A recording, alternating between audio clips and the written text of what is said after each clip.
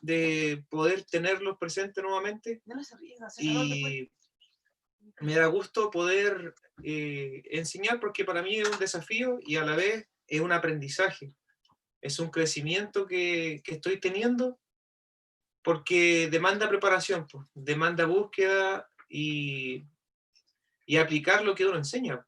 Si esa es la responsabilidad, el peso que uno tiene, como ya los mencioné en antiguos discipulados, está el tema del liderazgo. Pues el líder es el que está visible, es el que es el ejemplo y sobre los cuales se le puede reprochar, pues si uno tiene que decir, hablar y hacer.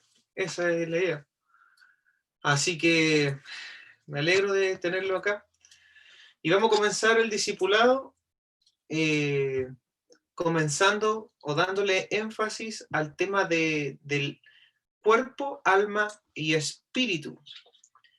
Entender esos tres términos, esas tres esencias que el ser humano tiene, profundizar en ellas, ¿cierto?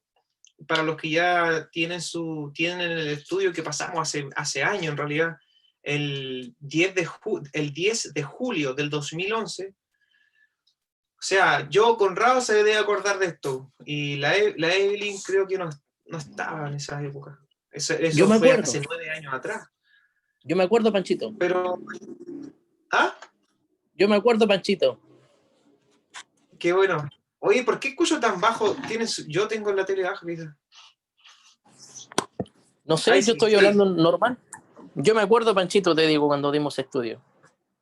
Sí, ahí estaba Nachito, Eric, pero tuvo muy buenos estudios, y fue hace bastante tiempo atrás. Pero fue clave para nosotros, fue muy edificante entender nuestra, no anatomía, porque la anatomía es del cuerpo físico, tus órganos, claro, ¿cierto? El músculo, el cuerpo. Pero esto tiene que ver con a lo que se le llama la tricotomía. Exacto. No somos dualistas que creemos solamente en el alma y en el cuerpo, como lo estudia la psicología, ¿cierto? Con las enfermedades psicosomáticas, psico, mente o alma, soma, cuerpo, que la mente enferma al cuerpo. Y tampoco somos materialistas, que solamente no creemos que solamente somos meramente carne o animales. Claro, pero nosotros somos... Sí, justamente tienes toda la razón. No sé si ya empezaste el tema o no, pero aquí con todo este tema de lo que está sucediendo a nivel país y a nivel mundial, con el tema de cómo el comunismo está tomando los gobiernos del mundo, ellos implantan un pensamiento de eliminar el espíritu, o sea, que el ser humano no sea ya espiritual, independiente de qué tipo de orientación espiritual tengan. Ellos en Netflix encuentras series y películas ilimitadas a un bajo costo. Suscríbete en minutos y accede a todo. Ahí sí. Ahora sí. ¿Qué pasó ahí? ¿Qué pasó ahí? No. Y se me cambió todo. Ya, pero está. Ya, es que ahora se la escucho. Ya. El Oye, gobierno Pancho, quiere... suscríbete de una nomás para que no moleste.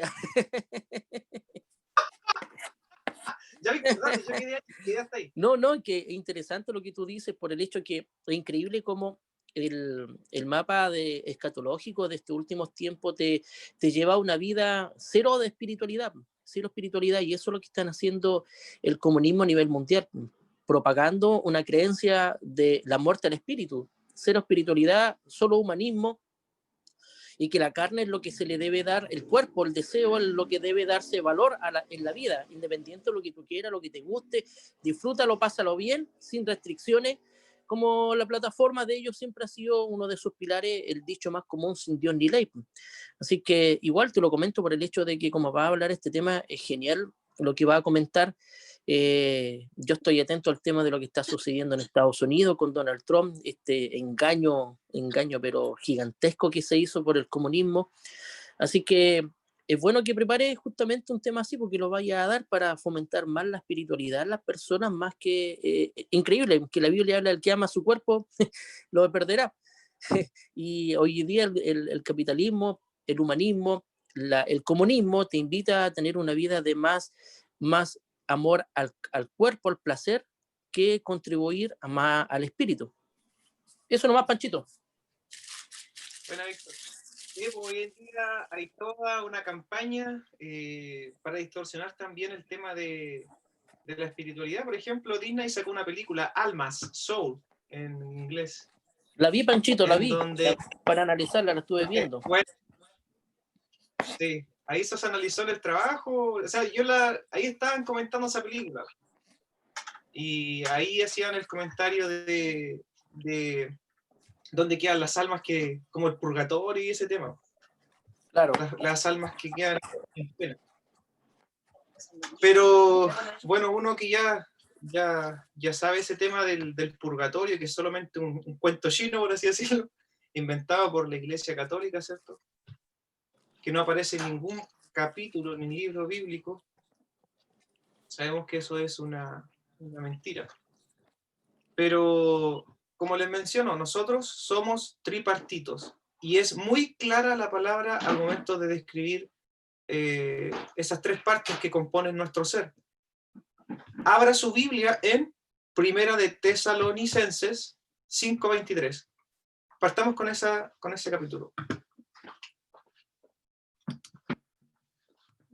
Permítame compartir pantalla, Conrado.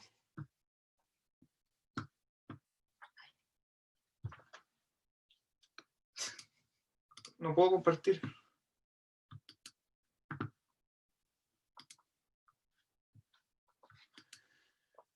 Ya, Primera Tesalonicenses 5:23.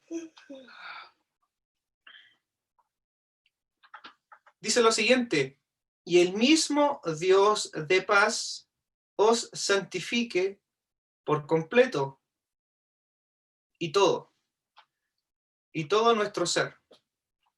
¿Qué dice aquí después? Espíritu, alma y cuerpo. Somos tripartitos: espíritu, alma y cuerpo. Entendiendo de que tenemos tres partes, ¿cierto?, en la que estamos compuestos, debemos diferenciar cada una de ellas. Y esto es muy enriquecedor porque en el griego podemos encontrar el significado preciso de las palabras. Pues cuando dice vida, hace la diferencia entre la vida espiritual, la vida biológica y la vida psicológica, la vida del alma. Es muy interesante saber eso y ahondar en la escritura. Sabemos que el griego tiene una multitud de significados, múltiples significados, y es muy rico su lenguaje.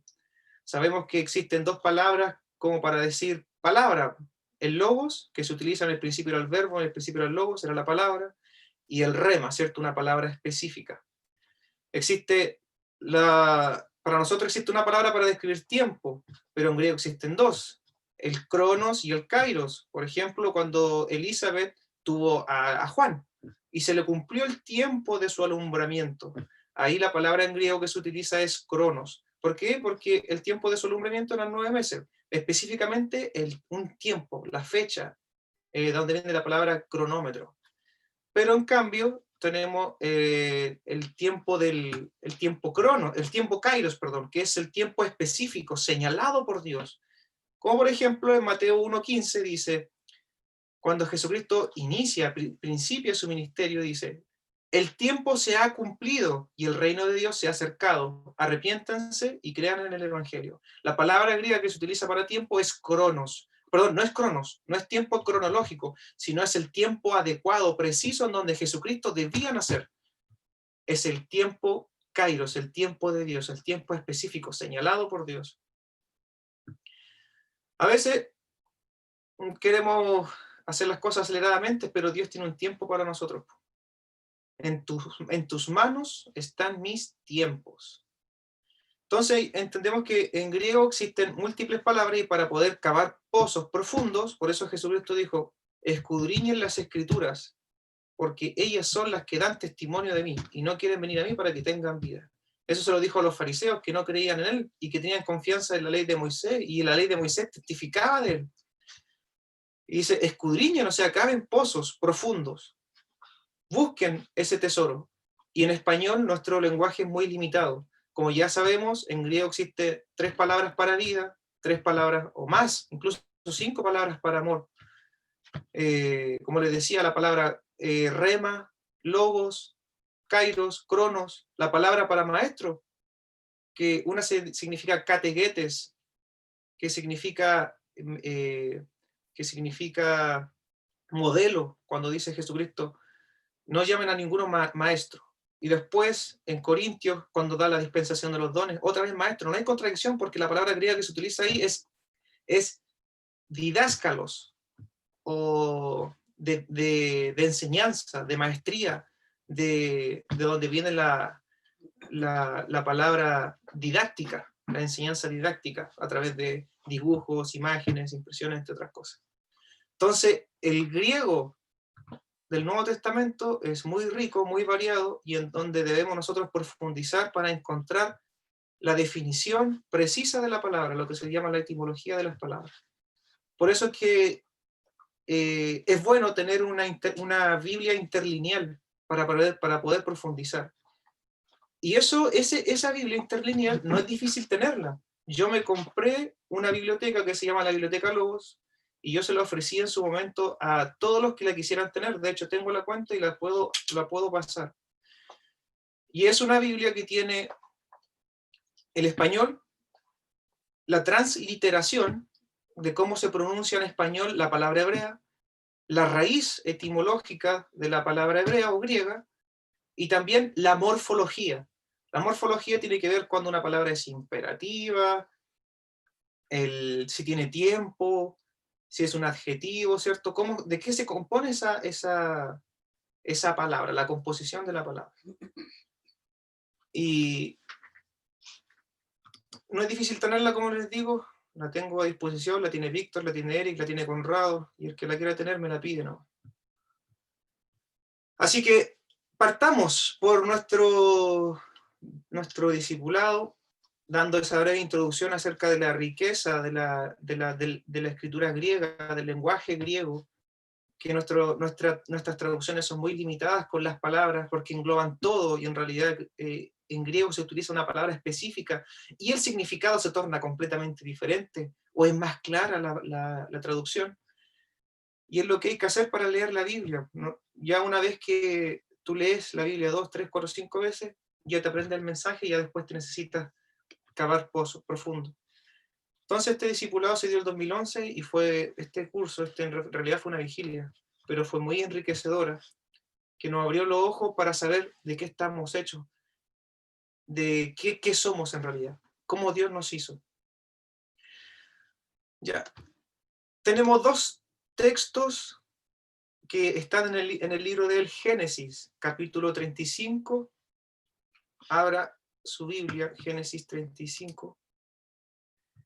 Génesis 35. Génesis 35, 18. Génesis 35, 18. Ya, yo la voy a leer. Dice, aquí habla acerca de la muerte de una de las mujeres de Jacob. Génesis 35, 18. 18. Muerte de Raquel. Ya. Y que era mujer de Jacob, ¿cierto? Raquel y Lea eran sus 2 mujeres. Y recordemos que Raquel fue la que hurtó los dioses de su padre, y después su padre lo fue a buscar a Jacob y por los dioses que le había sacado. Y ahí Dios se le presenta y le dice, cuídate de hablar a Jacob descomedidamente. Ya, en fin. Y aquí hablamos del área almática de Raquel. Dice, Génesis 35, 18, y aconteció que al salírsele el alma, pues murió, llamó su nombre Benoni, mas su padre lo llamó Benjamín. Ahí nace o sea, uno de los hijos de Raquel en realidad. Entonces, si se te sale el alma, tú mueres, o sea, el alma es vida, vida de la carne. Luego vamos al capítulo 29, 35, 29. Génesis 35, 29. La muerte de Isaac.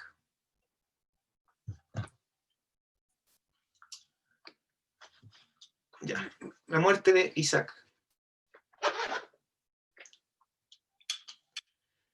35, 29. Y exhaló Isaac el espíritu. Recordemos que Isaac fue el hijo de la promesa.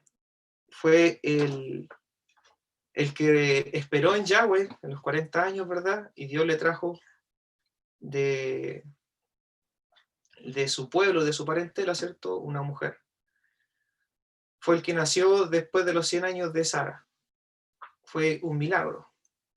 Y exhaló Isaac el espíritu y murió, y fue recogido a su pueblo, viejo y lleno de días, y lo sepultaron Esaú y Jacob sus hijos. Entonces, entendemos que hay dos palabras que son diferentes, el alma y el espíritu, y cada una de ellas representa la vida. Ya. El alma y el espíritu. Una de ellas,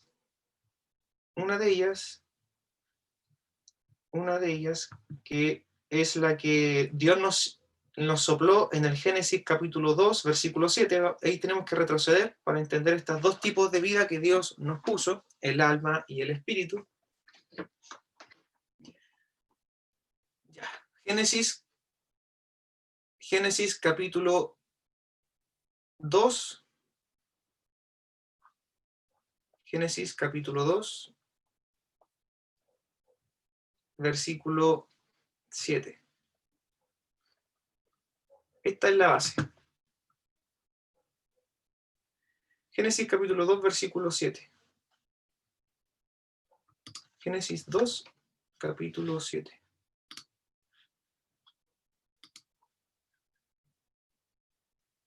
Y aquí voy a compartir la pantalla para que se pueda ver las raíces de las palabras.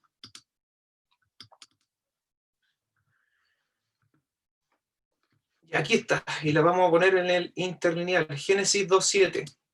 Cuando Dios crea al hombre. Entonces Jehová Dios formó al hombre del polvo de la tierra y sopló en su nariz aliento de vida, y fue el hombre un ser viviente. La palabra aquí que se utiliza en el hebreo para describir aliento, en hebreo significa, en hebreo es ruach. Ahí está. Y sopló en su nariz aliento de vida. Acá.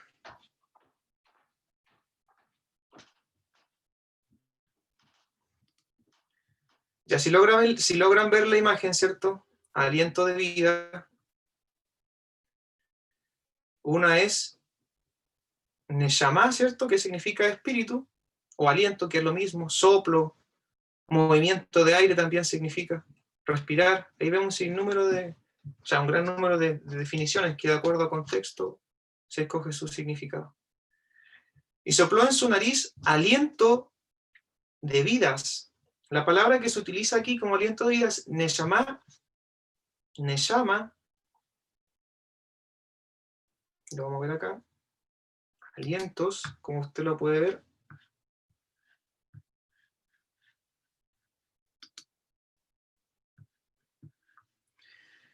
Si usted logra ver el diccionario el diccionario hebreo Moisés Chávez, la palabra es Mishmat Hayim, que es aliento de vida.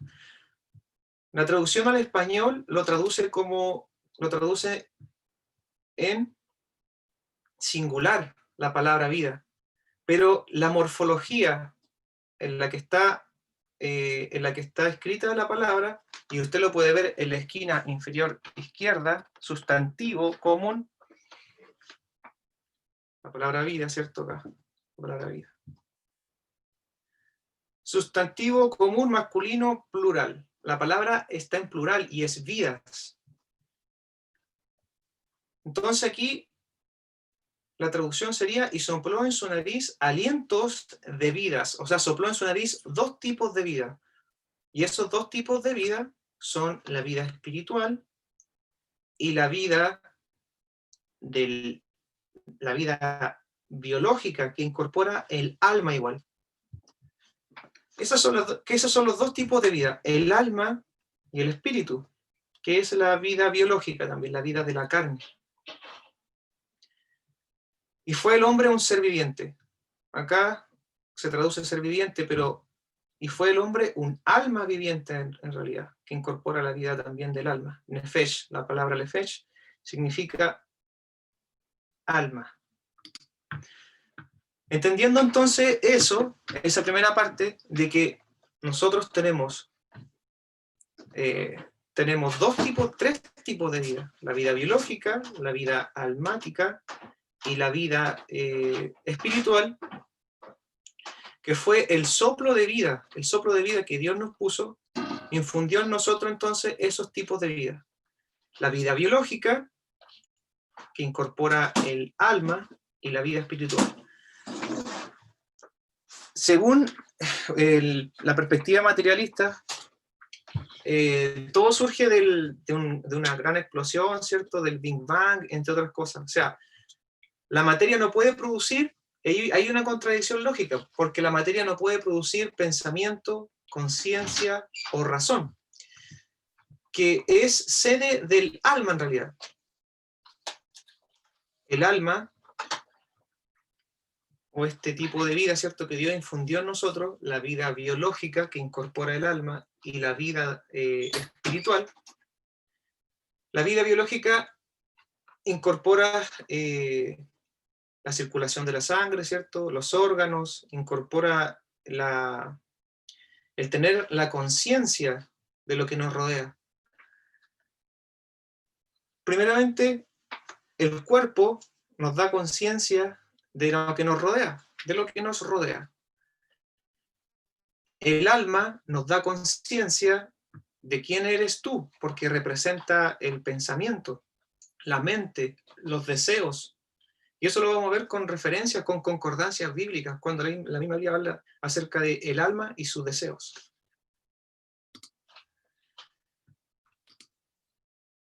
Entonces, y la vida espiritual nos hace tener conciencia de Dios.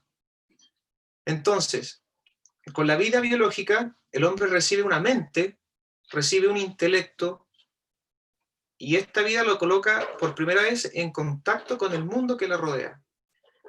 Eso primeramente con la vida biológica. El hombre no era extraño en el mundo, tenía una participación en el mundo, ¿verdad? En todo lo que Dios creaba, esta vida, aparte de ponernos en contacto con el mundo que lo rodea, también incorpora las emociones y los sentimientos. Por consiguiente, la vida de Dios nos habla de un alma. Esto lo pone en contacto y en relación con todo lo que tenga una vida biológica.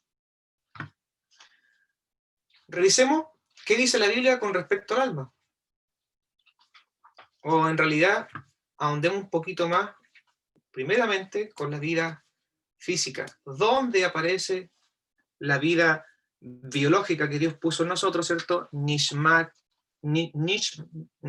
Hayim, que significa aliento de vidas, vida biológica y vida espiritual, los dos tipos de vida, que es su soplo de vida. ¿De dónde aparecen esas palabras en el Nuevo Testamento? Para poder describirlas bien.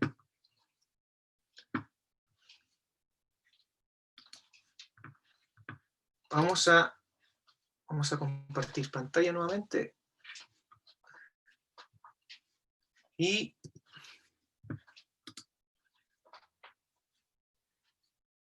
vamos a ver Marcos 12, 43, 44. Partamos por la vida bios, después la del alma y después la del espíritu. Hay que diferenciar las tres partes, porque las tres partes son independientes una de cada una tiene una participación, y no podemos reducir el alma y el espíritu a la vida natural de la carne, o reducir el alma o el espíritu haciendo del alma y del espíritu un sinónimo, como si fuesen la misma cosa. Y no es así, hay que diferenciarlas para saber de qué estamos compuestos. O sea, debemos saber qué funciones tiene el alma, el cuerpo y el espíritu, y cómo cada una de ellas se diferencia, cómo la describe la Biblia. Ese es nuestro manual, la Biblia se interpreta a sí misma, ¿cierto? Y dentro de ella vamos a encontrar el significado de estas palabras. Y esta es como un paréntesis, podríamos decir, lo que la ciencia niega. ¿Por qué? Por el empirismo, ¿verdad? Por el estudio, por el empirismo que habla acerca de que yo tengo que verlo, repetirlo, y como el mundo espiritual, las cosas espirituales se tienen que discernir, valga la redundancia, espiritualmente, por el Espíritu Santo de Dios, ¿verdad? Estas cosas se disciernen espiritualmente. La ciencia no los puede investigar. De hecho, para la ciencia son locura, o para la ciencia, de hecho, son cuentos de hadas. Así denostan esta sabiduría, que para nosotros es sabiduría. Así que nosotros tenemos más claridad que la ciencia, ¿verdad? Porque tenemos conciencia, conocimiento de qué estamos hechos. Y la palabra de Dios tiene esa respuesta. Yo mencioné Marcos 43, 44, la vida biológica. Marcos 43, 44.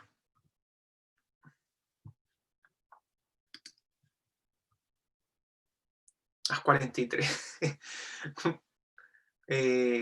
12, 43, ahí sí. Marcos 12, 43.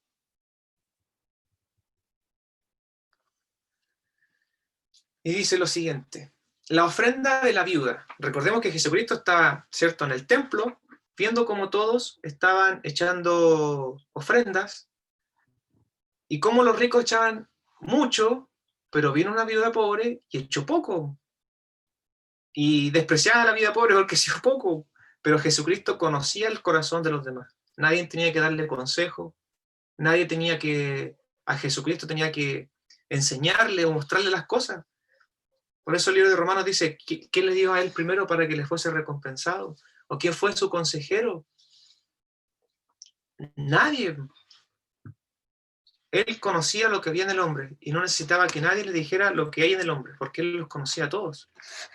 Estando Jesús sentado delante del arca de la ofrenda, miraba cómo el pueblo echaba dinero en el arca.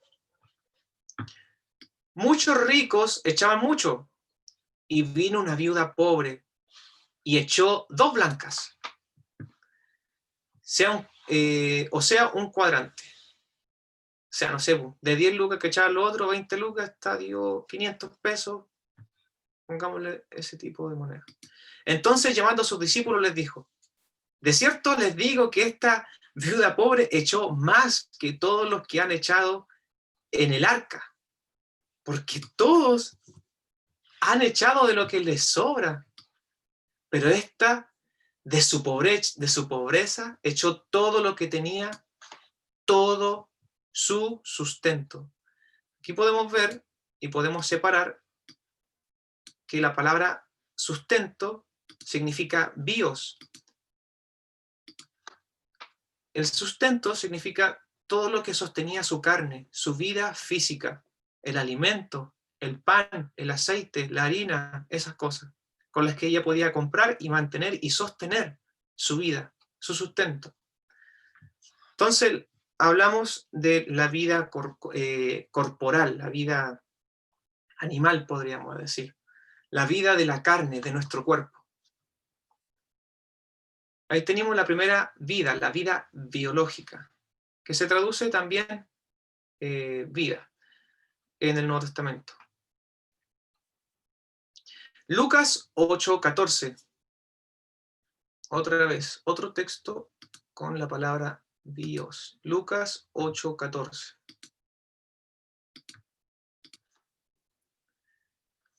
Nuestra vida nueva, haciendo un paréntesis, se centra en una vida espiritual. Cuando nuestro espíritu está muerto, empieza a pensar en lo que vivíamos. En este caso, solo para comer, para dormir, para trabajar, en el sentido de que no teníamos una vida trascendental, no teníamos un significado trascendente, no teníamos un significado profundo de vida que nos diera sentido de vida. Lucas 8:14 dije. Parábola del sembrador. Lucas 8:14, sí. Lucas 8:14. Es la parábola del sembrador, ¿cierto? Recordemos, la que cayó en pedregales, cuando se sembró la palabra, cayó en pedregales porque no cayó en buena tierra, una tierra seca, una tierra árida. Lucas 8:14. Cuando le explica ya a sus discípulos la parábola, ¿cierto? Porque ellos le explicaron, no entienden esta parábola. Ya. Y dice lo siguiente. Piedras son los que habiendo... Ya, sigamos acá. Dice, la palabra que...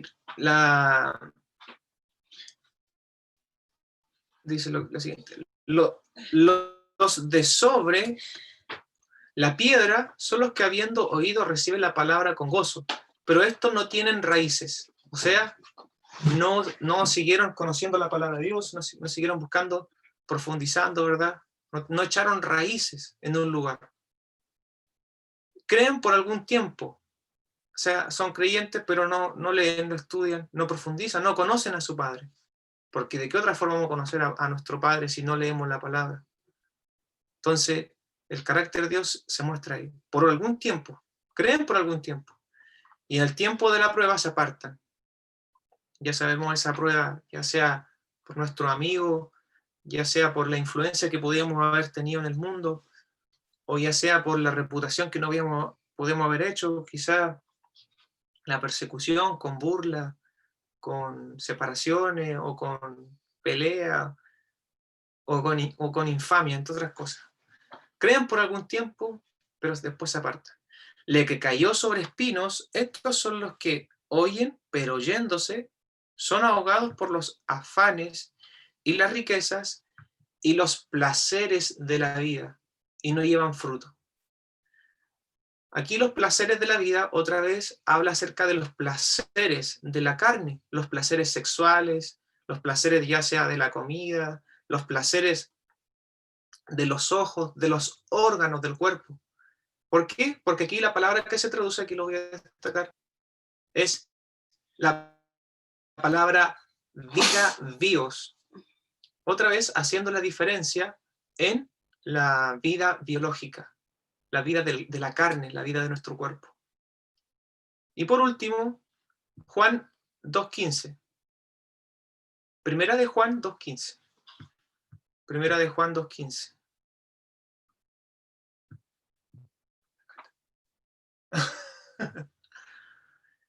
Primera de Juan 2:15. ¿Ah? ¿Ah? Primera de Juan 2:15.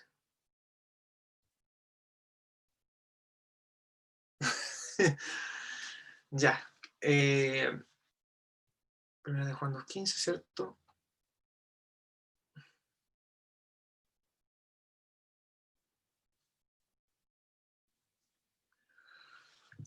Ya. No amen al mundo ni las cosas que están en el mundo. Si alguno ama al mundo, el amor del Padre no está en él. ¿Por qué? Ay, ¿qué pasa aquí? Juan 2:15. El amor del Padre no está en él.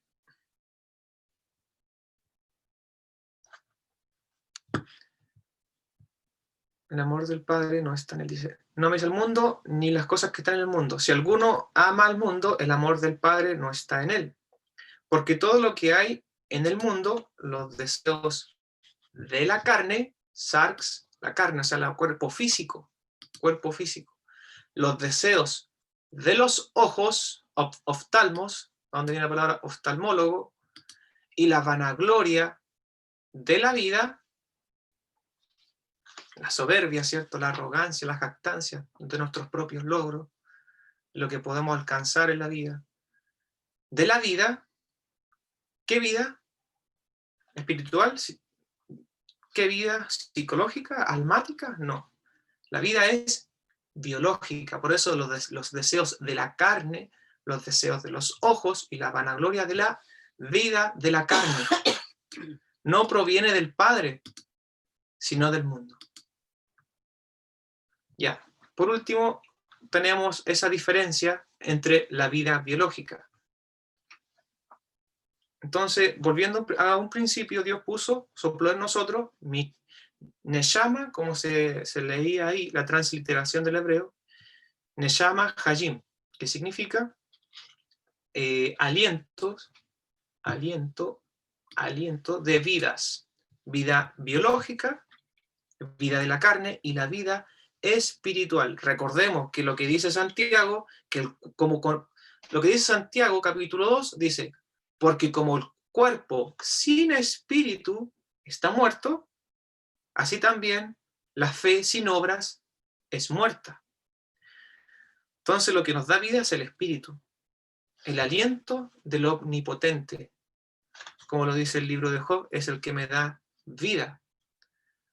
Pero también puso la vida biológica, que incorpora el alma. Pero ya separamos la vida de la carne, los deseos de los ojos, los deseos de la carne, la vanagloria de la vida, el sustento de la viuda, como ya lo hemos visto en estos 3 capítulos.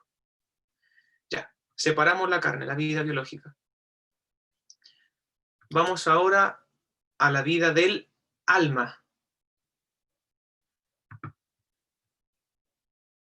La vida del alma.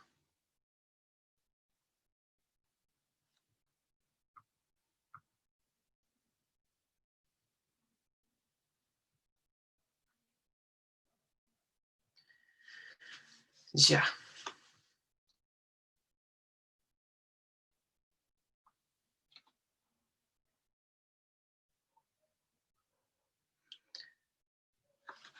Vamos acá en las concordancias.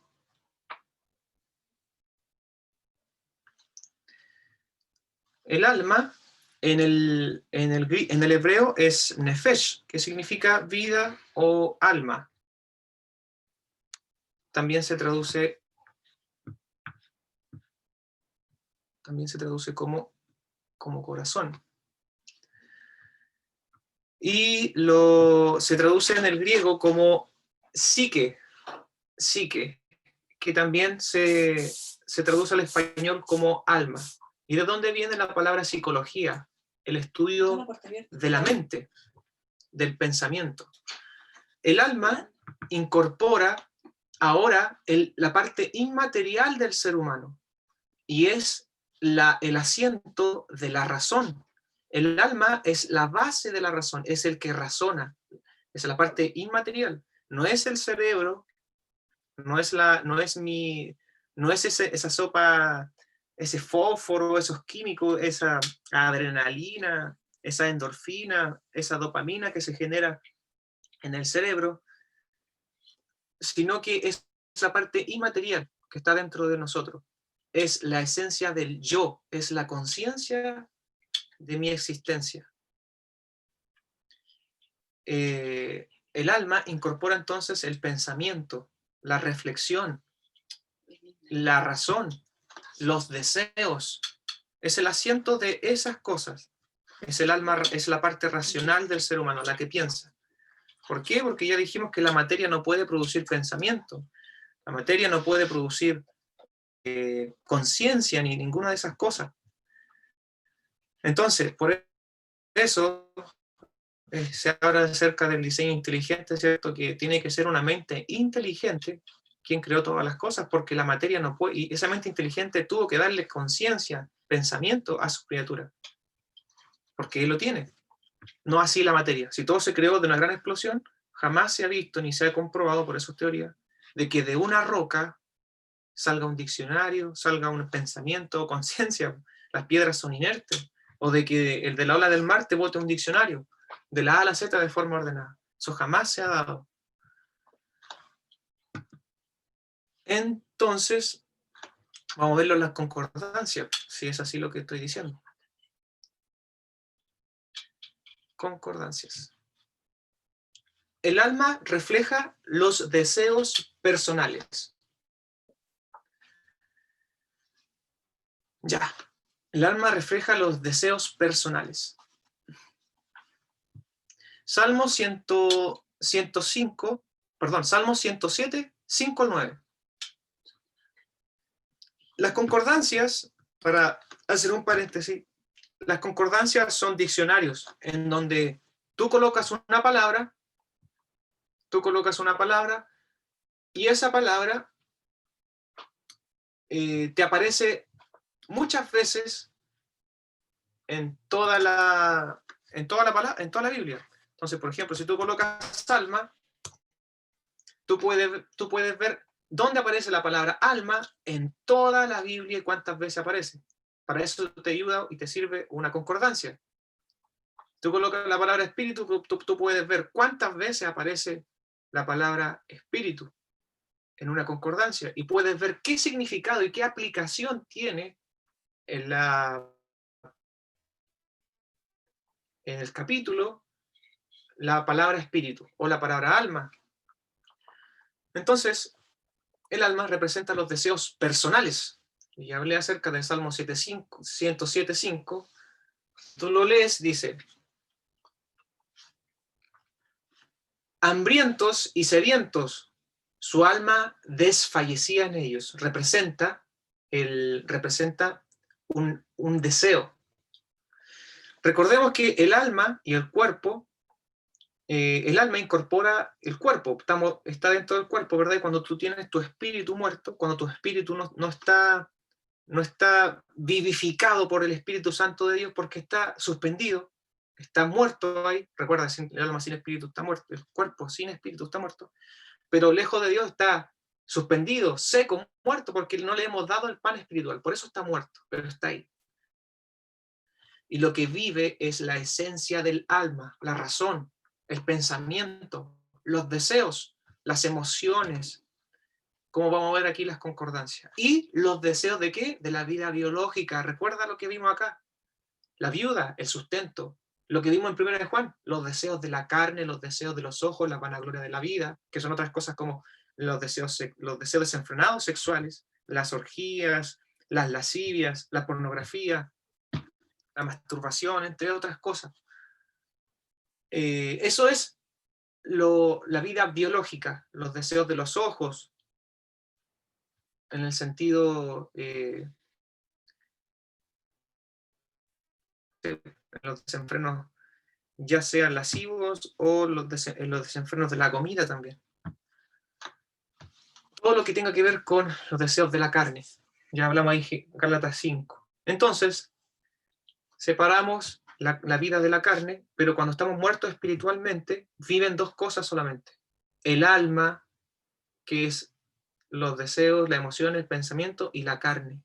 Y es por eso que hacíamos las cosas que hacíamos, porque estábamos lejos de Dios. Y el alma, como es el asiento de las emociones, los deseos y el pensamiento, este se forma y se corrompe con lo que estudiamos, con lo que leemos, con lo que vemos. Y ahí se forma, ¿cierto? Se forma un carácter, una personalidad. Y lo que pasa recordemos que lo que pasa por el alma lo refleja el cuerpo cuando el espíritu está muerto. Hablamos de una persona inconversa. Y ahí salen las enfermedades psicosomáticas. Ya hablé de esto acerca de la palabra es una conjugación de dos palabras griegas, que una es soma, cuerpo, y psico, que es mente o alma. Y significa que estos están conectados, pues, los dos. Significa que cuando tú recibes una impresión por los ojos, ¿cierto? Esto lo pasa por el alma. ¿Qué hace? El alma lo procesa, genera el miedo y el cuerpo reacciona tensando los músculos, por ejemplo, en una reacción de adrenalina, por el peligro, ¿cierto? De lo que puede estar, de lo que te puede ocurrir en realidad. Ya. Para definirlo más exactamente, estas son: mente y cuerpo, o el alma y el cuerpo, trabajan sincronizados. Podemos constatarlo en el día a día. La tristeza activa la producción de lágrimas en el cuerpo, o sea, una impresión en el alma de tristeza. Por eso habla aquí. Más adelante vamos a ver que mi alma desfallecía, mi alma no cesa de está triste o está acongojada, designando la base de las emociones, de los sentimientos. Son impresiones que se reciben en el alma y el cuerpo reacciona. Entonces, el alma y el cuerpo trabajan sincronizados. Podemos constatarlo, y esto lo voy a detener porque creo que la señal está muy buena. Y ahí sí. Entonces, la tristeza activa la producción de lágrimas. La ansiedad en tu alma, producto de algo que viste, producto de la sugestión de que me van a cortar, de que, no sé, pues voy a terminar con mi esposa, tengo problema en tal parte, me van a engañar, o no sé, la ansiedad, lo que pueda provocar la ansiedad, algún tipo de circunstancia. Desencadena palpitaciones, pues, la aceleración del corazón. La vergüenza dilata los vasos sanguíneos. El cuerpo reacciona, ¿cierto?, a la impresión que recibimos del alma como de vergüenza. Me encontraron, me sorprendieron, me pillaron en el engaño, no sé, en la mentira, en las cosas que hacían ocultos. La vergüenza dilata los vasos sanguíneos. ¿Y qué produce? El rubor, te pusiste rojo. Y el miedo tensa nuestros músculos. Y así se puede manifestar en el cuerpo a través de qué? A través, no sé, se me puede caer el pelo producto de esta ansiedad, de esta tristeza, de esta amargura. O los mismos pasan con los mismos temas de los eczemas, manchas en la cara, entre otras cosas. Ya, vemos que estas dos cosas están sincronizadas. Y por primero, esto podríamos reflejarlo de la siguiente forma. Los que ya han leído la Biblia, ya tienen los 5 primeros libros de Moisés, ¿cierto? Ya leídos. Los que ya han pasado por el Pentateuco, los primeros 5 libros de Moisés, ya sabrán lo que es el templo, lo que es el atrio, ¿cierto? Que era donde se presentaba la gente que había pecado, se presentaba con un cordero. Antes de entrar al atrio estaba el sacerdote, y el sacerdote primero inquiría si el animal estaba sano y sin mancha. Representaba a Cristo, ese animal, ese cordero, simbolizaba a Cristo, y después que estaba sin mancha, era acepto el animal, entraba, le imponía, entraban al atrio, al patio de la casa de Dios, donde estaba entre cortinas, ¿cierto?, el tabernáculo, el arca del testimonio, que era el lugar santísimo, y el lugar santo, que era el lugar del incensario, que representaba las oraciones de los santos, las intercesiones, ¿cierto? Y los panes de la proposición, que representaban la palabra de Dios, ¿verdad? Y los otros utensilios que estaban al interior del lugar santo, todo recubierto de oro. Si usted ya lo leyó, sabe de lo que estoy hablando.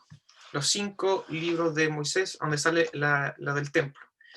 Esto simboliza 3 cosas, así como Dios es tripartito, son 3 personas, ¿verdad? Son la Trinidad, el Padre, el Hijo y el Espíritu Santo, y son los 3 independientes, como lo muestra la Biblia. Nosotros somos trinitarios, ¿verdad? No unitarios, ni solo Jesús, ni solo Jehová, ni testigo de Jehová. Ni decimos que el Espíritu Santo es una fuerza activa. Los tres, el Espíritu Santo, yo ya lo mencioné en su momento, se le puede entristecer, se le puede hacer enojar, o sea, se le puede no entristecer el Espíritu Santo, no le mientan, que no podemos ofenderle, ¿cierto? Porque Él mora dentro de nosotros, somos su templo. Es una persona a la cual también se le puede mentir, como ya lo vimos en el libro de Hechos, y cómo Ananías y Zafira murieron porque engañaron al Espíritu Santo de Dios. Ya, lo vimos. Y así el templo de Dios, a ver, vamos a compartir una imagen porque esto ya lo había compartido. ¿Sí? Así, el templo de Dios se consta de tres partes. El atrio, que es el patio, el atrio, que es el patio, el templo, el lugar santo, que a donde estaban los utensilios, ¿cierto?, para la administración, los panes de la proposición, el candelabro, entre otras cosas que representan el lugar santo, pero aún nos llegamos a la presencia de Dios.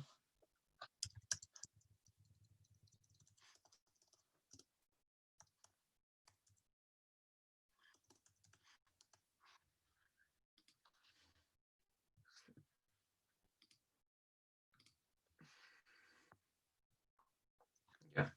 Y el lugar santísimo, que era el lugar donde está, es el lugar donde está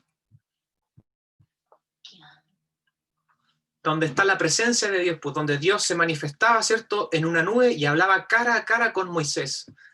Entonces tú tenías que pasar por tres partes. Primero el lugar santo, primero es el atrio, el patio, no tenías acceso al lugar santo, solo el sacerdote, el sumo sacerdote, y mucho menos el lugar santísimo, como lo muestra en esta imagen.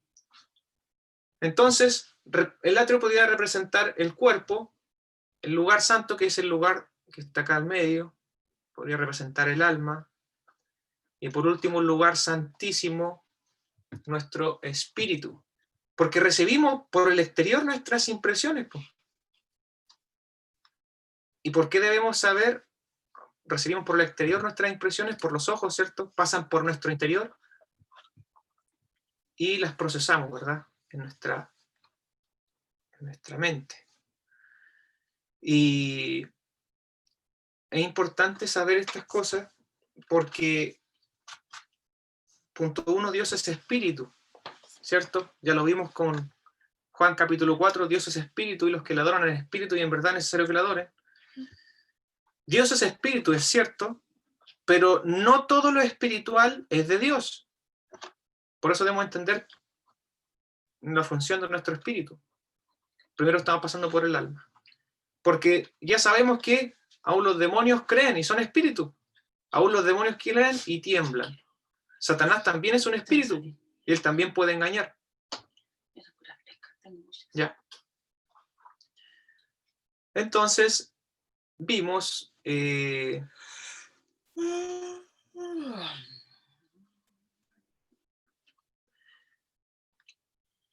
estábamos viendo las concordancias del alma, ¿verdad? Ya vimos que es el asiento, la sede de los pensamientos, de los deseos. Ya.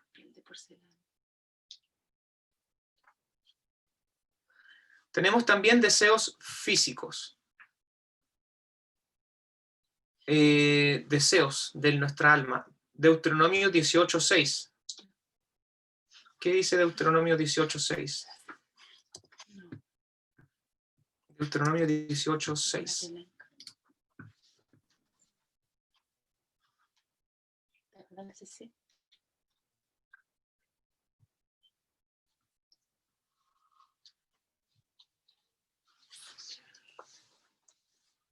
Deuteronomio 18:6.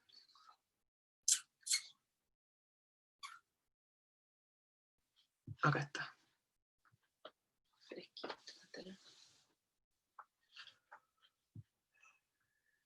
Dice así: y cuando saliera un levita de alguna de tus ciudades, de entre todo Israel, donde hubiere vivido, y viniere con todo el deseo de su alma, se habla de un deseo interior, ¿verdad?, que impulsa a viajar a otro lugar, al lugar que Jehová escogiere, donde hubiere vivido, y viniere con todo su deseo de su alma al lugar donde Jehová escogiere. La voz de un deseo físico. ¿Qué más? Sede de las emociones, como ya habíamos dicho. Job 30:25. Job 30:25, sede de las emociones. ¿No lloré yo al afligido y mi alma no se entristeció? ¿Y mi alma no se entristeció sobre el menesteroso? Sede de las emociones, el alma. Y nuestra vida biológica, nuestra carne, la expresa por llanto. Sentimos tristeza, ¿verdad? Y nuestros ojos empiezan a lagrimar por un sentido profundo de tristeza. Sede de las emociones. Salmo 119:28. Anótelo ahí. Dice así: se deshace mi alma de ansiedad. Ya hablamos un ejemplo de ansiedad, por ejemplo, no sé, una etapa de que están echando gente. ¿Seré yo? Entro en ansiedad. ¿Estaré yo en la nómina? Entro en ansiedad. Se deshace mi alma de ansiedad. Y eso genera también efectos físicos dentro de mí, fuera de mí, perdón, exteriormente. Sudor, escalofrío, mareo, dolor de cabeza, etc. Susténtame según tu palabra.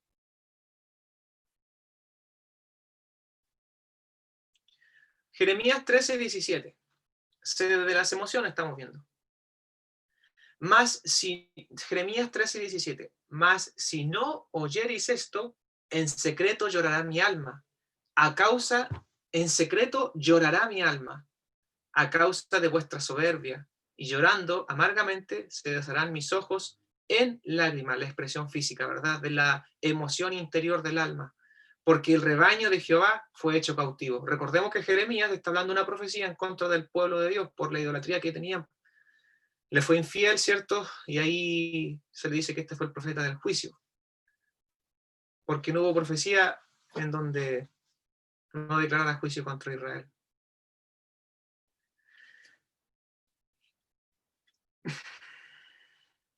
Era sede de las emociones. Salmo 42:5. Este es bien conocido. Habla del abatimiento, de un decaimiento del ánimo, de las fuerzas, de un desgano. Dice así: ¿por qué te abates, oh alma mía, y te turbas dentro de mí, la esencia inmaterial del ser humano, dentro? Espera en Dios, porque aún he de alabarle, salvación mía y Dios mío, sede de las emociones.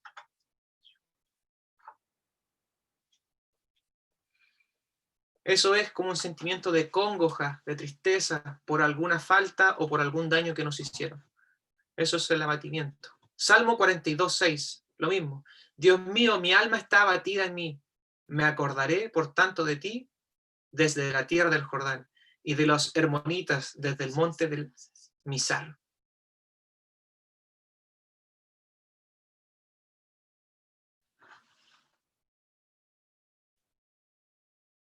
Hablamos que es también sede de la voluntad. ¿Por qué sede de la voluntad es el alma? Por eso es que nuestra alma tiene que ser reformada. ¿Y qué es el alma? Es la mente, la sede de los pensamientos igual, de las emociones. Nuestras emociones tienen que ser reformadas. Por eso la Biblia habla: transfórmense en el espíritu de vuestra mente, de vuestra alma, de vuestra razón. Entonces, ¿qué incorpora? ¿Qué es la sede del alma en realidad? La sede de la mente es el alma. Es la sede de la voluntad.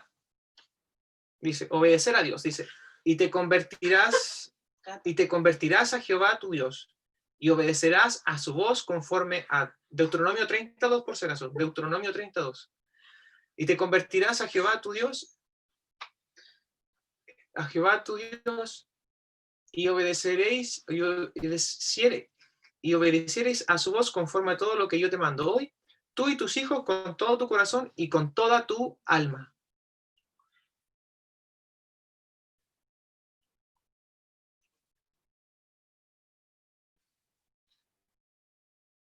Entonces, habla acerca de una voluntad del servicio a Dios. Josué 22:5. Hablamos del libro de Josué, ¿cierto? Que ingresó el que ingresó al pueblo de Israel a la tierra prometida. Solamente que con diligencia, dice Josué 22:5, solamente que con diligencia cuidéis de cumplir el mandamiento y la ley que Moisés, siervo de Jehová, os ordenó, que améis a Jehová, vuestro Dios, y andéis en todos sus caminos, que guardéis sus mandamientos y le sigáis a él, y le sirvas con todo vuestro corazón y con toda vuestra alma. Entonces el corazón es, aquí, ¿cómo se traduce corazón? Voluntad, mente. La palabra en griego es lev. Corazón acá, con todo vuestro corazón. Con todo vuestro corazón, la palabra hebrea es lev. Alma, se traduce también como alma, como ánimo, como entendimiento, inteligencia, la sede del pensamiento. Ya.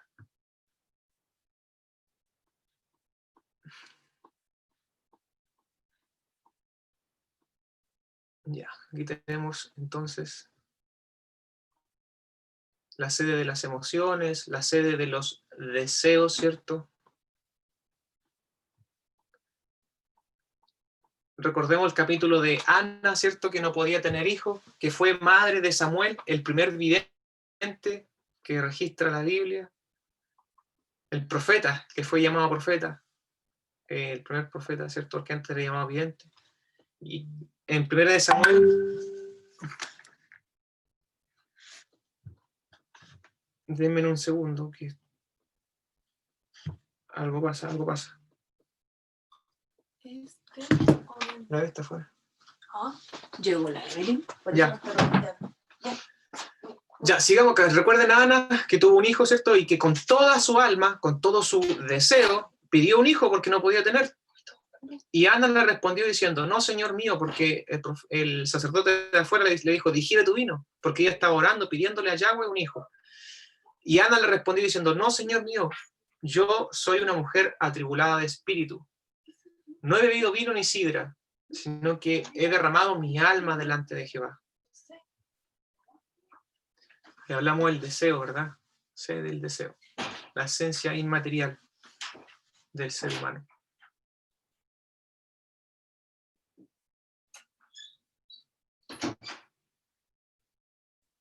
Ya.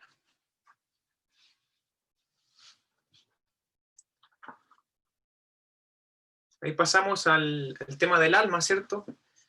Y usted puede ver, como lo explicaba, este tema de las enfermedades psicosomáticas.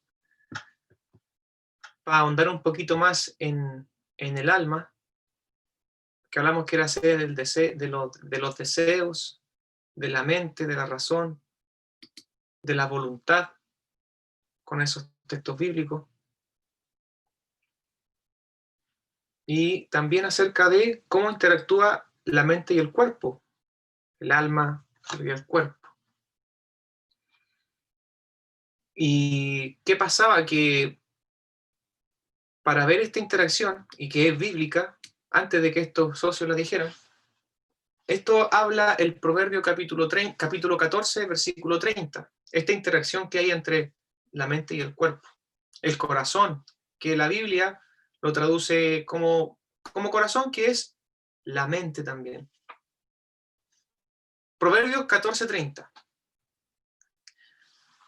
¿Qué dice? El corazón apacible es vida a la carne, mas la envidia es carcoma a los huesos. ¿Qué quiere decir eso? El corazón apacible es vida a la carne. Proverbios 14:30.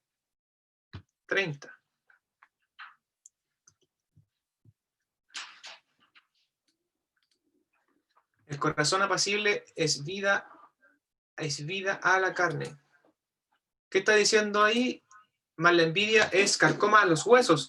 Quiere decir que si tú tienes pensamientos de envidia, porque el corazón Acá la Biblia lo traduce como mente. Si usted va a un diccionario o va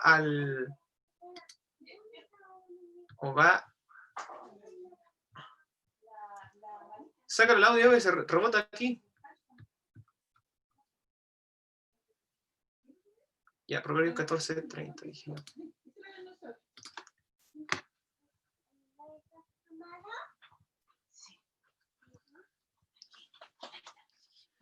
El corazón apacible es vida a la carne. Aquí lo voy a compartir la pantalla.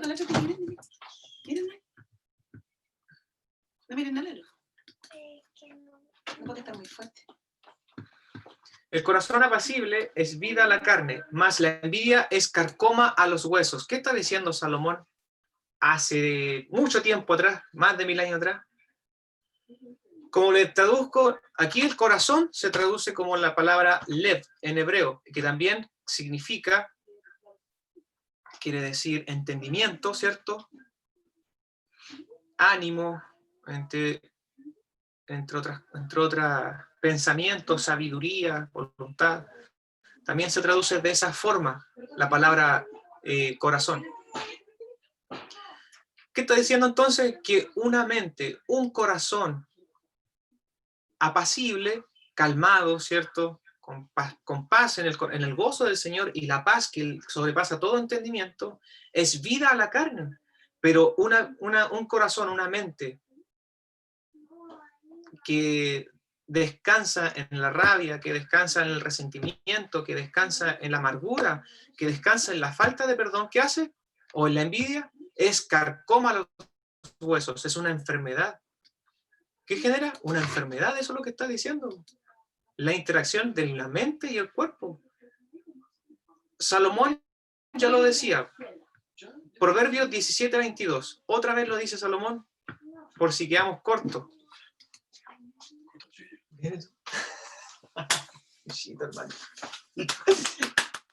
Su monitor.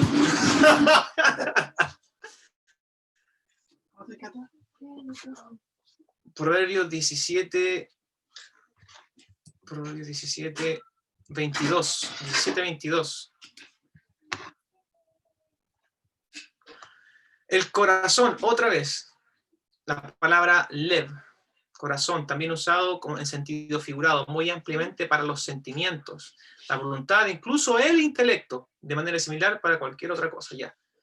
De esa forma se usa en la Biblia el corazón, ¿cierto? El asiento de las emociones, por palpita, ¿verdad? En el momento de sentir alguna emoción. Y se traduce también como corazón, como mente, perdón, intelecto. Y lo vamos a ver con otro versículo más adelante. Y tiene que ver con la función del alma también. Por eso, dice, el corazón alegre constituye buen remedio. ¿Qué dice? El corazón alegre constituye un buen remedio. O sea, hace referencia a una enfermedad. Más el espíritu triste seca los huesos. O sea, que te enferma. Entonces, hablamos de que Salomón ya sabía este tema de las enfermedades psicosomáticas, ¿cierto? Ya lo hablaba la palabra, ya, la relación mente-cuerpo. Acerca de faltas de perdón, ¿cierto? Amargura, ira, rabia, entre otras cosas que no han sido sanadas, que no han sido cerradas. Ya. Tenemos eso entonces, el corazón alegre constituye buen remedio. ¿Y cómo sabemos entonces que la Biblia habla acerca de que el corazón es la sede del intelecto, además de las emociones? Tenemos que ir simplemente a Jeremías 17:9, el mejor ejemplo de que el corazón representa Jeremías 17:9, la mente igual. Recordemos que la vida biológica entonces, el sustento, el deseo de los ojos, pero todas las impresiones que recibimos del exterior, para nosotros procesarlas mentalmente, pasan por nuestra alma, nuestra mente, nuestra razón. Ahí la procesamos. Y el alma tiene sede también en el intelecto. Ahí es donde habla del corazón. 17:9 dije yo. 17:9. 6, 7, 8, 9, aquí está.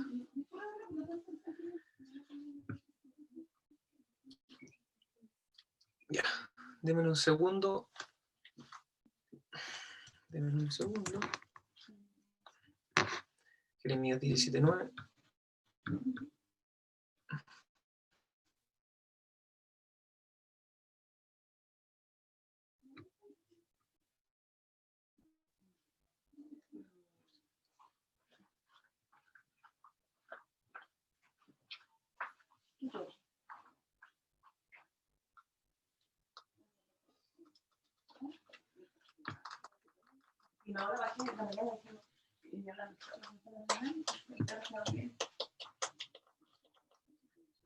Ya.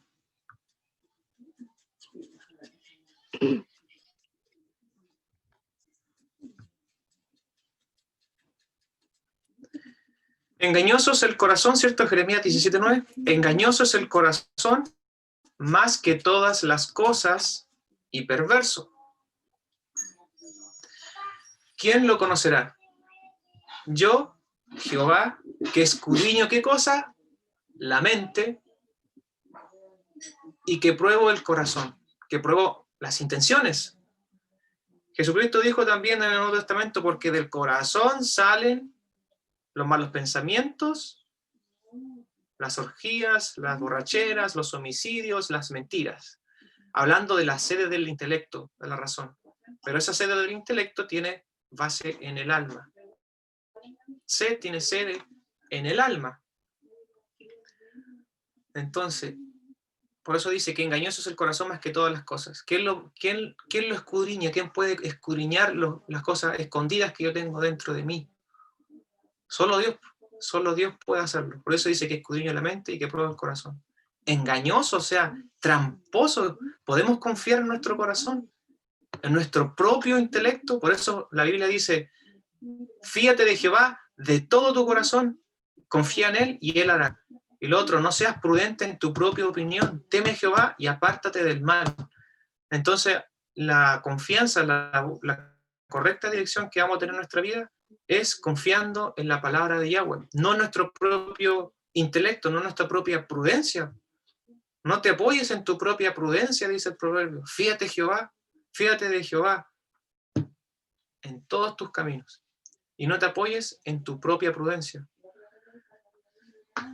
Entonces, no podemos confiar en nuestro propio corazón, Tenemos que renovar nuestra mente, tenemos que renovar este corazón corrompido, este corazón torcido, chueco, o sea, nuestra mente. Por eso aquí dice que escudriño la mente. ¿Quién la escudriña? ¿Quién escudriña el corazón? ¿Quién escudriña la mente? En este caso es Yahweh solamente. Ya.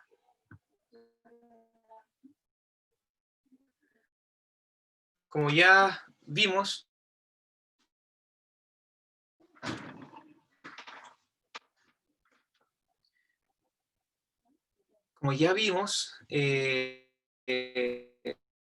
la parte del alma, la lógica, pasamos a la vida espiritual.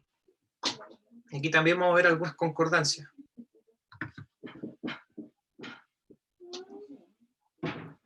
Eso en dos partes, algunas concordancias. Y la vida espiritual, como ya hilamos desde el principio, Dios sopló la vida biológica que incorpora el alma y la vida espiritual.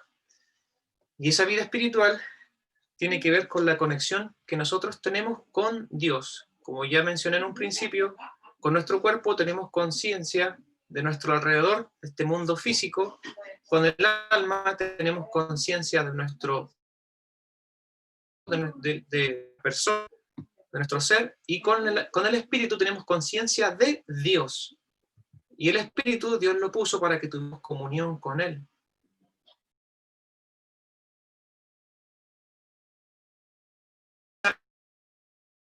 Espiritual. Entonces Dios pone una vida espiritual para que el hombre esté en comunión con Él. Porque la vida biológica solo te pone en comunión con las cosas que te rodean, las personas, ¿cierto? Las plantas, los animales. Pero Dios quiere poner al hombre en algo más allá de la vida biológica, y es ponernos en contacto con nuestro Creador. Sin esta vida biológica, espiritual en este caso, que en hebreo espíritu es para el espíritu de vida, o el Espíritu Santo, Ruach Kadosh, que esa es la palabra que se utiliza para espíritu, en la etimología de las palabras, y en el griego significa Zoe, para distinguir y distinguir las palabras que Jesucristo utiliza para vida. Entonces esa vida Zoe, Ruach o espiritual, Dios la pone y nos hace diferente a los animales, porque si no seríamos semejantes a ellos, solo comunión con nosotros. Pero nuestra vida tiene un significado más trascendente. Es una vida que trasciende esta vida material. Somos peregrinos aquí, como dice Pedro, pasajeros. Entonces, la vida espiritual es la que Dios puso en nosotros y nos diferencia de los animales. Recordemos que, otra vez, Dios es espíritu, y los que le adoran en espíritu y en verdad es necesario que le adoren. Y como Dios es espíritu, debemos adorarle en ese estado, en esa esencia espiritual. Y ya no vivir del alma confundido de emociones, ¿cierto? Tomando decisiones impulsivas, emocionales, impulsadas por nuestras emociones, por nuestro sentimiento, por las cosas que pueda generar el cuerpo. Ya sabemos que somos una máquina química, ¿cierto?, que genera distintas sustancias para la regulación física del cuerpo.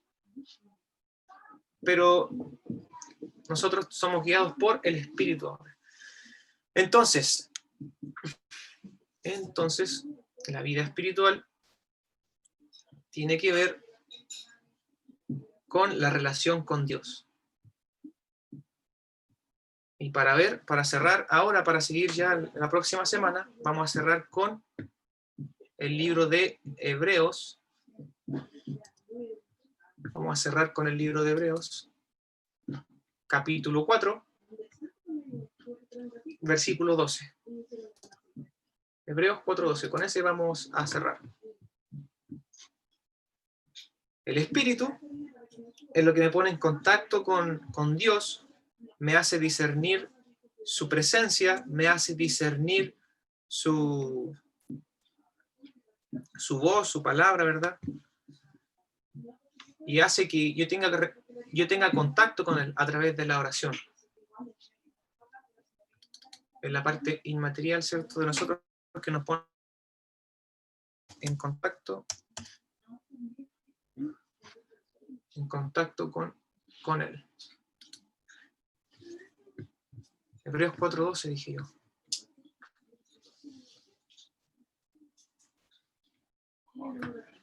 Hebreos 4:12.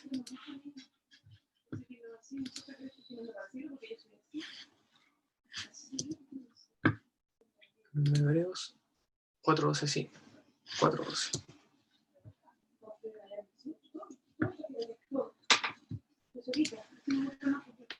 Entonces, para discernir cosas que son de Dios, para discernir la palabra de Dios, para vivificar nuestro espíritu, para tener comunión con Él y conocerle a Él, tenemos que conocerlo en espíritu y en verdad.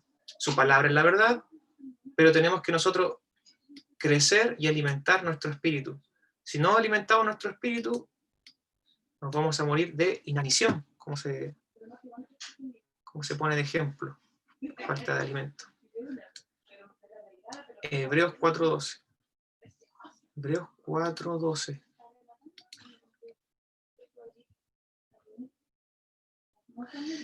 Hebreos 4:12 dice lo siguiente. Con este vamos a cerrar para darle continuidad en la próxima semana.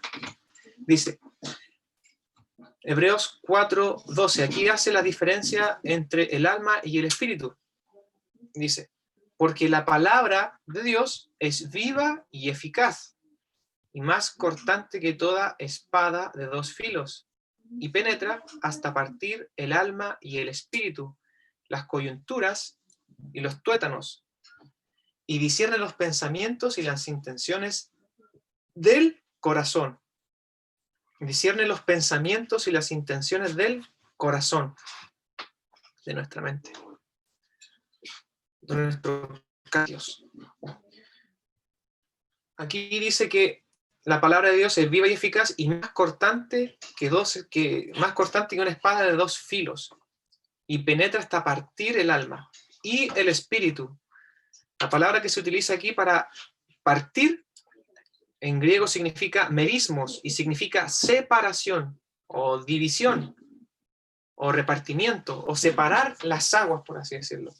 Dividir estas dos cosas que estaban pegadas. Porque, ¿por qué dividir? Es porque estaban juntas, unidas. Claro, si estábamos muertos espiritualmente, nuestro espíritu estaba en suspensión, por así decirlo, porque estaba muerto, y solamente vivíamos a través del alma, una vida natural, de emociones, sentimientos, ¿cierto?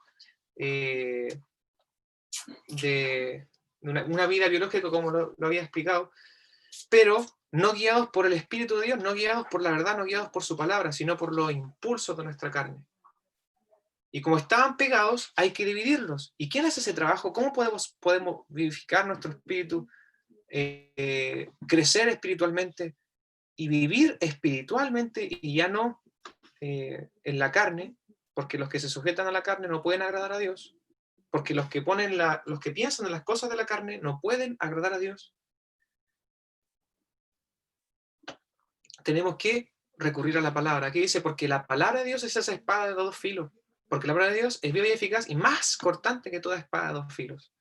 Y penetra hasta partir el alma y el espíritu, o sea, los separa, los divide. Y ahora el espíritu es el que gobierna al alma y en este caso ya a nuestros miembros, a nuestra vida física. Mente y alma, recordemos que estaban juntos. Y ese espíritu es el que tiene que crecer, el espíritu humano, a través del Espíritu Santo de Dios, que nos hace crecer, ¿cierto? Nos hace renacer de nuevo. Y esa espada de dos filos es la palabra de Dios, como dice Apocalipsis 12:12. Dice, y escribe al ángel de la iglesia en Pérgamo. Apocalipsis 3:12, si no me equivoco. A la iglesia en Pérgamo. El que tiene la espada aguda de dos filos dice esto, haciendo referencia a su palabra que divide el alma y el espíritu y hace discernir las intenciones de nuestro corazón. Por eso debemos venir a la palabra, por eso que si estamos lejos de ella, vamos a ser guiados por todo viento de doctrina, como dice la palabra, vamos a ser fácilmente inclinados al mal por nuestros miembros, por nuestros impulsos, por nuestro impulso emocional, almático, como se dice, almático a los sentimientos. Tomar decisiones emocionales a veces cuestan caro, o impulsivas, porque no son decisiones en base a la razón, sino en base, no sé, a una pasión desenfrenada que puede desencadenar en un acto que no quiero tener en ese momento, quizás me voy a arrepentir más adelante, cosas así. Entonces debemos ser guiados y gobernados por el Espíritu. Y esta división, este crecimiento espiritual viene a través de la palabra de Dios, que divide el alma y el espíritu.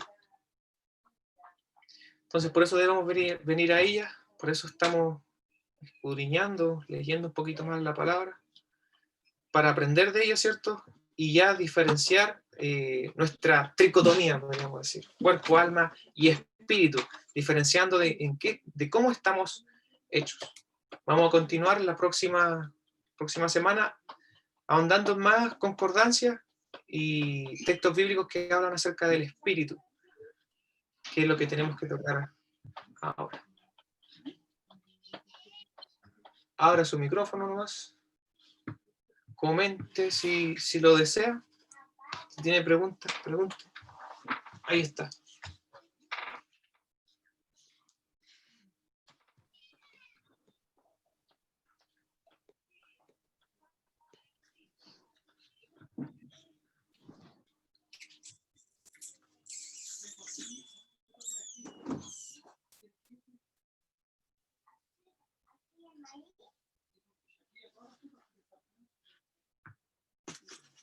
¿No hay preguntas? Vamos a orar entonces. ¿No hay preguntas? Ya. Bien, Padre, gracias por este tiempo, este momento, y por las personas que se conectaron. Gracias porque tú nos das conocimiento de cómo estamos hechos, nos haces profundizar en nuestra composición, en cómo, en lo que estamos, de lo que estamos compuestos. Tú nos das y nos dices la verdad, Padre. El naturalismo nos enseña que somos solamente cuerpo y estudia solamente la anatomía humana, el cerebro, la sangre, la genética, y se encierra solamente en esos puntos, muy limitados, muy cerrados, eliminando el sentido sobrenatural, la vida después de la muerte, el sentido trascendental de la vida. Tú nos das sentido de vida, Padre, tú nos das paz, tú nos das tranquilidad, porque tú nos prometes vida después de la muerte. La primicia de la resurrección fue Jesucristo, y ese hecho es la columna vertebral del cristianismo. Como decía una imagen que veíamos al comienzo de año, lo bueno es que la tumba aún sigue vacía. Y esa es mi esperanza, Padre, que hay vida después de la muerte. Que este cuerpo físico, este templo que tú me diste, Padre, se va a ir corrompiendo, se va a ir echando a perder de día en día. Va pasando el tiempo y vamos envejeciendo. Pero tú nos mandas y nos enseñas a vivir una vida recta, una vida que te agrade, Padre. Una vida que va a tener sentido acá, y tiene sentido hacer lo bueno. ¿Por qué? Porque tiene recompensa en los cielos, Padre Celestial. Gracias por enseñarnos la verdad, por enseñarnos tu palabra, Padre, por llegar a ella, por escogernos, Padre. Yo te pido que nos mantengas siempre al lado tuyo, Padre. O sea, nuestra voluntad siempre va a estar siempre al lado tuyo. Yo te pido que bendiga a cada uno de mis hermanos, que les des sabiduría, que crezcan conocimiento, que es lo que tú demandas, conocimiento de Dios en vez de holocaustos, y misericordia antes de otras cosas, Padre. Conocimiento, misericordia, Padre. Y te pido que bendiga a cada uno de ellos, Padre, en el nombre de Jesús. Amén. Ya, hermanos, dejamos hasta aquí. Que el Señor les bendiga. Chao. Adiós.